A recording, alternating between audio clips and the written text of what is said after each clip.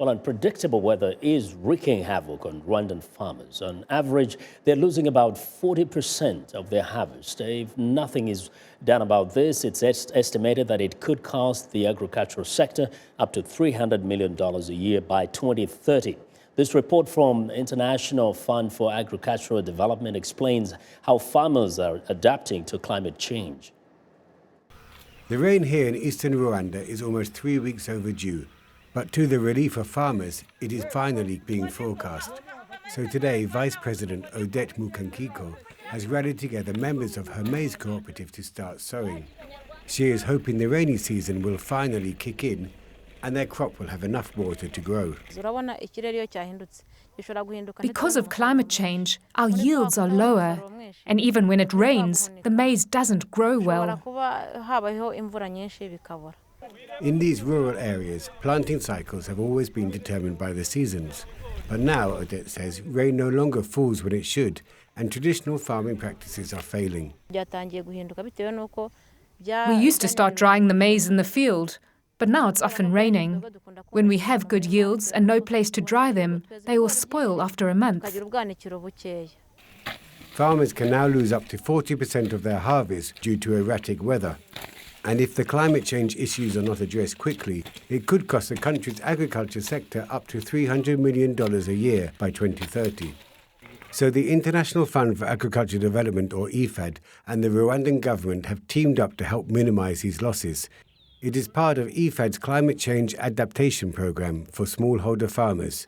Coordinating the project is John Gasasira. Farmers also, they have the knowledge, they know.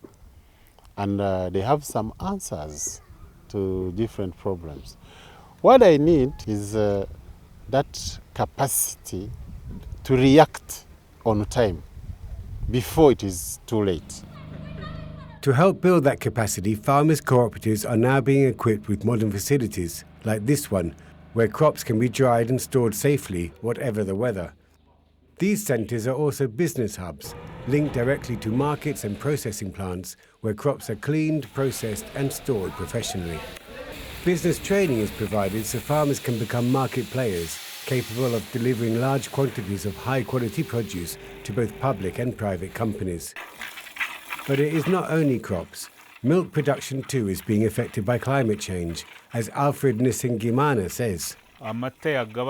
When it rains and we have fodder, we get about 13 liters of milk a day, but we get much less when we have long dry spells.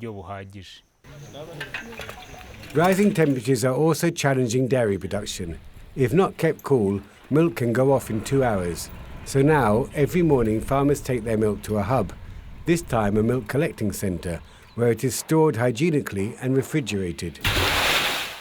Run by cooperatives, members receive steady incomes from sales and have a loan system set up to get through scarce periods.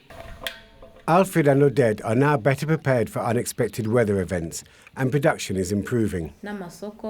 Through maize growing and having access to markets, I started to get more income, and I could afford to get the iron sheets to build this house I'm living in. This 5-year programme aims to provide facilities and know-how to 155,000 more people like Odette, enabling farmers to succeed despite a rapidly changing environment. Well, that report was from the International Fund for Agricultural Development, a UN agency.